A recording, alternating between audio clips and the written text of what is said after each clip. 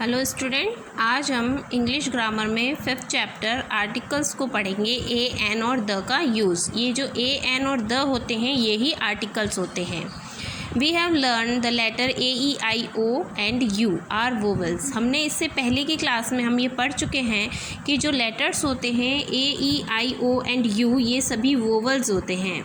The other letter of the English alphabet are consonant. और इन letters को छोड़कर जो इंग्लिश अल्फ़ाबेट में जो दूसरे लेटर्स होते हैं वे सभी कॉन्सोनेंट कहलाते हैं।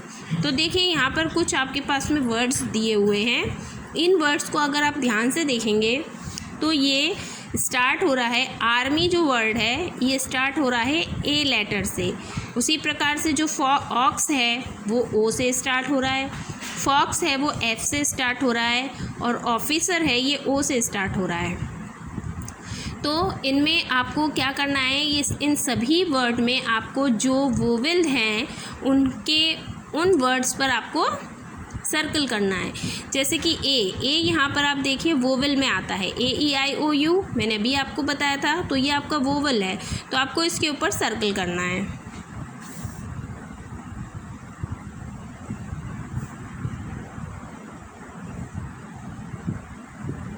इस प्रकार से, ठीक है।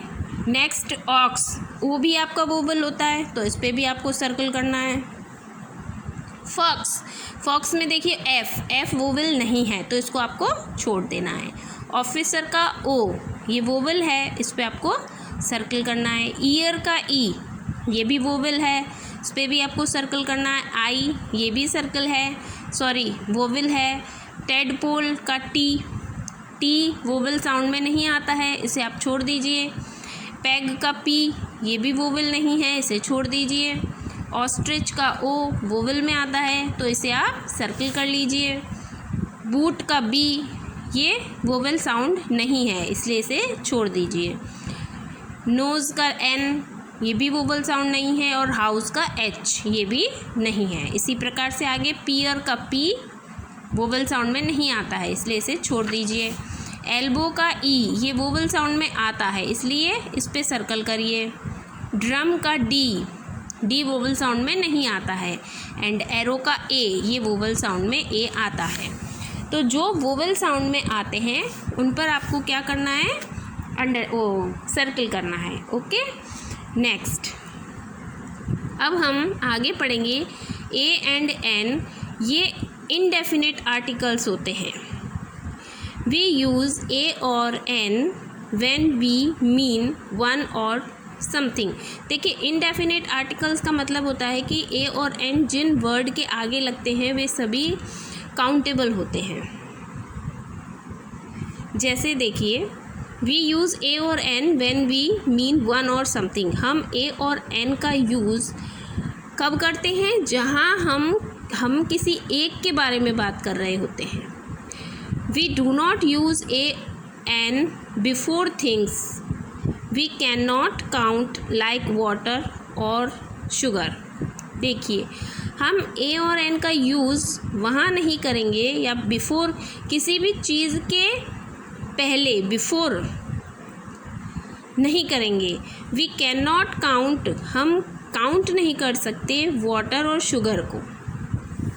A is used before a noun, A use होगा नाउन के पहले। That begin with a consonant sound, जो कि स्टार्ट होना चाहिए कॉन्सोनेंट साउंड। कॉन्सोनेंट यानी जो वोवेल नहीं होना चाहिए। वोवेल को छोड़कर इंग्लिश अल्फ़ाबेट में टोटल लेटर्स कितने होते हैं, 26 लेटर होते हैं, और 26 लेटर में से 5 जो होते हैं वो वोवेल साउंड के होते हैं। तो बाकी के कितने बचे आपके, 21। तो जो कॉन्सोनेंट होते हैं वो 21 होते हैं, और वोवेल्स कितने होते हैं, 5 होते हैं। कौन कौन से होते हैं, अभी ऊपर आपको मैंने बताया था, ए, E, I, O and you, ये आपके वोवेल्स होते हैं। तो जो बचे वो सारे, आपको इंग्लिश अल्फ़ाबेट तो आता ही होगा, A to Z, ABCDEFGHIJKLMNOPQRSTUVWXYZ। तो इसके इनमें से अगर हम इन्हें निकाल देंगे तो जो लेटर बच जाते हैं 21 वो सारे आपके कॉन्सोनेंट साउंड्स होते हैं, और उन कॉन्सोनेंट साउंड से पहले आपको क्या लगाना है, ए लगाना है, और जितने भी वोवेल साउंड है उनसे पहले आपको क्या लगाना है, एन लगाना है। तो आपको ये बात समझ में आ गई होगी। नेक्स्ट देखिए द क्या होता है, द किसी भी डेफिनेट आर्टिकल से पहले लगाया जाता है। जैसे कि ऐसी कोई चीज़ जो कि एक हो, उसके जैसी और कोई दूसरी ना हो, जैसे सन, मून, ये सब एक है। कोई अगर बिल्डिंग है जैसे ताजमहल है आपका, ये एक है। कोई रिवर है जैसे गंगा नदी, तो ये एक ही नदी है, तो इसीलिए इससे पहले द लगेगा। कोई भी आपकी धार्मिक जो किताबें हैं जैसे बाइबल या गीता, इनसे पहले किसी भी नदी का नाम, किसी भी ओशन का, किसी भी माउंटेन का जो नेम होता है उनसे पहले, और किसी भी न्यूज़पेपर का नेम है या कोई आपकी धार्मिक किताब है उनसे पहले आपको द का यूज़ करना होता है। ए पर्टिकुलर कॉमन नाउन और अ नाउन मेंशन बिफोर, कोई भी पर्टिकुलर कॉमन नाउन होना चाहिए, यानी पर्टिकुलर होना चाहिए, वो एक निश्चित व्यक्ति या वस्तु या फिर किसी चीज़ का नाम होना चाहिए जिसका कि पहले मेंशन हम उसका कर चुके हों, ठीक है। तो उनसे पहले मतलब फर्स्ट पहली बार जब हम उसका मेंशन करेंगे तब हम उसमें द नहीं लगाएंगे, लेकिन जब हम उसी चीज़ के बारे में दोबारा मेंशन करेंगे तब हम उसमें द लगाएंगे, ठीक है। जैसे कि आपके इसमें एग्ज़ाम्पल नहीं दे रखा है, लेकिन मैं आपको एक एग्ज़ाम्पल देती हूँ। जैसे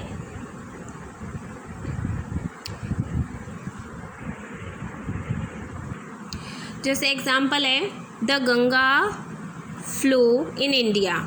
जो गंगा नदी है वो इंडिया में फ़्लो होती है, इसलिए गंगा नदी से पहले हमने क्या लगाया, द लगाया। इसी प्रकार से जब हम द का यूज़ करते हैं तो हम कहाँ करेंगे, पहली सेंटेंस में हम उसका यूज़ नहीं करेंगे, हम उसका यूज़ सेकंड में करेंगे जब हम किसी भी पर्टिकुलर नाउन के बारे में बात कर रहे हों। जैसे एग्जांपल आप देखिए, आई सॉ ए क्रो, मैंने एक क्रो को देखा। आई सॉ ए क्रो, ए आया यहाँ पर, आपको मैं लिख कर बताती हूँ।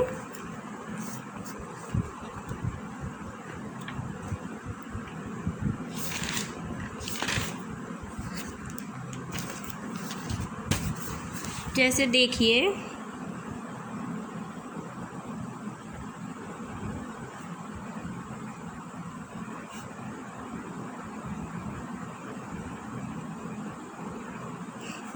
I saw a crow. अब यहाँ पर आप देखिए, यहाँ पर मैंने क्रो से पहले ए लगाया है, लेकिन जब मैं इस क्रो के बारे में दूसरा सेंटेंस बोलूँगी, यानी इसी क्रो के बारे में जब मैं बात करूँगी, तब मैं इस क्रो से, यहाँ तो मैंने क्रो से पहले ए लगाया है, लेकिन जब मैं इसी के बारे में दोबारा बात करूँगी तब मैं क्या लगाऊँगी, द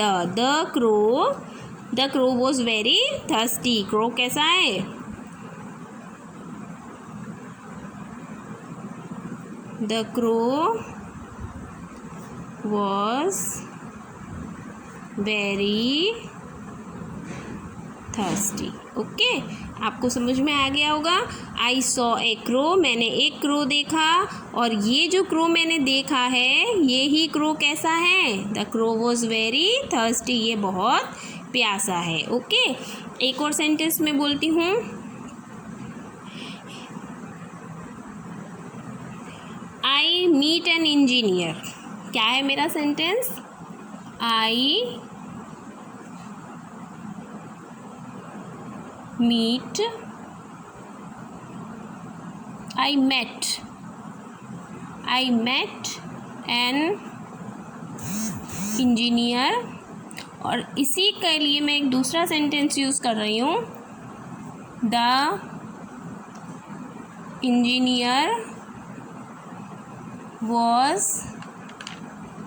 वेरी स्मार्ट। अब आप देखिए यहाँ पर इंजीनियर में ई आ रहा है, तो मैंने यहाँ ए की जगह क्या यूज़ किया, एन यूज़ करा है। आपको समझ में आ गया एन क्यों आया है, क्योंकि मैंने यहाँ ई है, ई वोवेल साउंड होता है, इसलिए इससे पहले हमने क्या लगाया, एन लगाया। अब मैं, क्योंकि मैंने पहली लाइन अपनी बोली है, आई मेट एन इंजीनियर, मैं एक इंजीनियर से मिली हूँ, ठीक है। अब ये जो इंजीनियर है इसी के बारे में मैं दोबारा बात करूँगी, तो मैं अब यहाँ पर एन इंजीनियर नहीं बोलूँगी क्योंकि मैं इसी पर्टिकुलर व्यक्ति के बारे में बात कर रही हूँ। इसलिए मैं क्या कहूँगी, the engineer was very smart. वो इंजीनियर कैसा था, बहुत स्मार्ट था। ठीक है, तो आपको इन दोनों सेंटेंस से पता चल गया कि हमें द का यूज़ कहाँ करना है। हम अगर किसी पर्टिकुलर के बारे में बात करते हैं तो द का यूज़ करते हैं, और अगर हम पर्टिकुलर के बारे में बात नहीं करते तो हमको ए या फिर एन लगाना होता है। तो आपको ये समझ में आ गया होगा। तो देखिए यहाँ तक हमारा हो गया। इसके बाद एडजेक्टिव्स ऑफ सुपरलेटिव डिग्रीज। हम जो एडजेक्टिव्स होते हैं जिसमें भी सुपरलेटिव डिग्रीज होती है उसके साथ भी द का यूज़ करते हैं। और name of a unique object, कोई भी यूनिक ऑब्जेक्ट होता है उससे पहले भी हम द का यूज़ करते हैं। ओके, जैसे ताजमहल हो गया आपका, है ना, ये यूनिक है। ओके, चलिए अब कुछ एक्सरसाइज देख लीजिए। A and an are articles. A and an ये कैसे आर्टिकल हैं, डेफिनेट है या इनडेफिनेट, ये इनडेफिनेट आर्टिकल्स हैं। Okay, next, my father brought me ice cream. अब आइसक्रीम में आई आ रहा है और आई किस में आता है, वोवेल साउंड में, तो इसलिए आइसक्रीम से पहले ए आएगा या एन, तो एन आएगा। Okay, Niki is best student in our class. जो निकी है वो बेस्ट स्टूडेंट है हमारी क्लास में। तो अब आप यहाँ पे बताइए ए आएगा, एन आएगा या द आएगा। अब देखिए यहाँ पे किसी पर्टिकुलर पर्सन के बारे में बात करी जा रही है, निकी है, तो निकी कोई पर्टिकुलर होगा, सभी का नाम तो निकी नहीं होगा। ओके, तो यहाँ पर क्या आएगा, is the best student in our class, क्योंकि ये इसी के लिए बात की जा रही है, इसीलिए यहाँ पर द आएगा। ओके, आपको समझ में आ गया होगा। तो यहाँ तक की एक्सरसाइज आपको मैं सेंड कर रही हूँ, उसके अलावा मैं ये भी आपको सेंड करूँगी। वैसे इसमें मैंने फिल कर रखा है बुक में, लेकिन इसे आप खुद करने की कोशिश करेंगे अपनी बुक में, इसमें से नहीं देखेंगे। ओके।